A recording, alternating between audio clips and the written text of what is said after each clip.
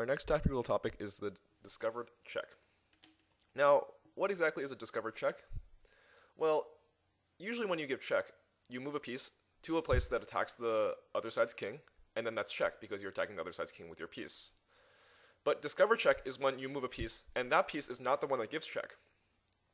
So if we look at this position here, if we move the bishop anywhere, that would be discovered check, because the queen is the piece giving check, not the bishop. It's discovered because the bishop uncovers the queen, it discovers the queen, and the king discovers that he's in check.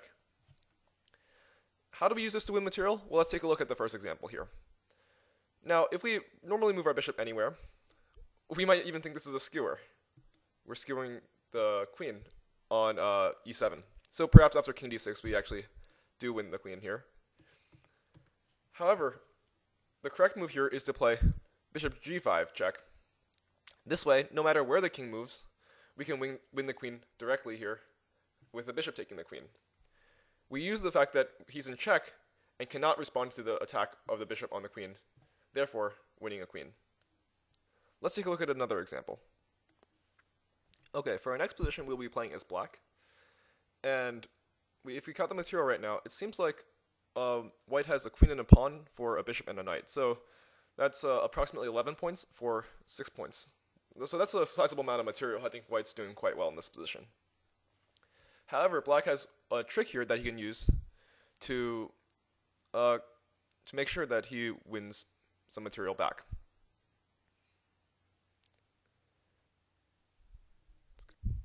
So remember that discovered check could be giving a check by moving a piece out of the way.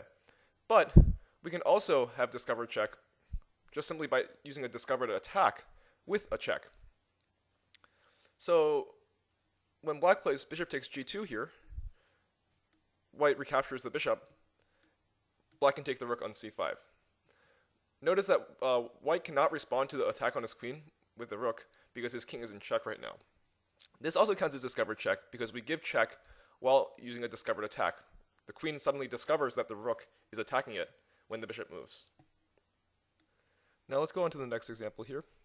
The next example happens frequently when starting from the Petrov opening. So when a lot of beginners play chess, they like to play what's called like the copycat opening, and they copy the opponent's moves up to the third move. And then when white plays queen to e2 to attack the knight, they realize that this isn't going to work because they'll lose the queen. So then they'll play something like knight to f6 to get the knight out of the way. The problem is now this sets up a discovered check. Can you find it?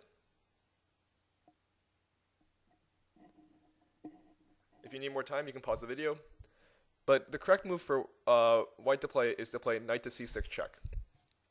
After knight to c6, no matter how black gets out of the check from the queen, then, for example, bishop to e7, then white can take the queen on d8. Even if queen to e7, white can take that queen as well. So this discovered check here wins a queen for white. Now I do realize there are other options, for example, knight to g6 check, winning the rook, or there's other ideas that probably win less material. But when you do these discovered checks, he can't respond to your threat no matter what your threat is. So the best idea is to win the biggest piece. So the biggest piece here, you win the most material by taking the queen. So knight c6 here check is the correct idea. I like to call attention to the fact that right now the threat is knight to d8, but the bigger threat is that queen to e2 is attacking the king on e8. So he needs to solve the problem with the king on e8, and he cannot solve the problem with the queen on d8. Let's go look at one more example. In this position, white obviously has a very far advanced passed pawn on the e6 square. Now, if there wasn't a discovered check here, white would not be able to advance this pawn because after rook to e2, then this pawn would not be able to promote. However, because we have the bishop on d5 right now, e7 check is actually indeed a check, which means that black needs to worry about getting his king out of check before he can be worried about stopping the pawn from promotion. Hence, black here must play either rook takes d5, where then white promotes his queen with checkmate, or he needs to move his king out of the attack. But he can't move his king out of the attack and stop the pawn promotion because these two squares are both covered. Black must move his king to h8, and then white can promote with e8 queen, checkmate anyway. So once again, there are two threats created with a discovered check. We obviously have the check, either with the piece moving or with the piece that doesn't move. And then, after the king moves away, or after the check is solved in some different way, for example, rook takes d5, then the actual threat, which is e8 queen, can be realized. I'd just like to mention one more thing here. In a discovered attack, you don't have to necessarily give check. The idea is that you move your piece away, and then another piece can create a threat that the other piece was blocking before. Now perhaps this might be a little bit unclear, so let's just take a look at this example that I made up myself to show you what this means. Now, the idea is that we play bishop d6 here. The rook attacks the knight, and the bishop attacks the knight. Now, normally, any one of these threats would be very solvable. For example, king to f7 could solve the knight on g6, and simply moving the knight away, let's say to like d7, this would normally be able to solve the problem of the knight being attacked on c5.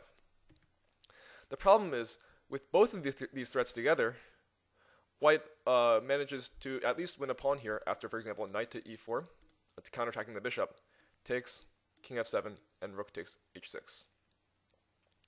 The point is here, after bishop to d6, white discovers the attack on the knight on g6. When the bishop comes away, the rook will create a threat on the knight on g6, and the bishop creates attack on the knight on c5. Right? Make sure you see how there are two threats now from 0. The rook becomes uncovered, and the bishop can create a threat of its own by moving. You can use this discovered attack idea to win a piece. Especially in situations when both pieces are hanging, this discovered attack idea is particularly good.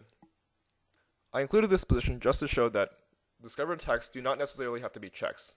The idea is that when one piece moves, it uncovers a piece behind it that creates a threat, and when this piece moves, this piece also creates a threat. That makes two threats, which is harder to solve for your opponent.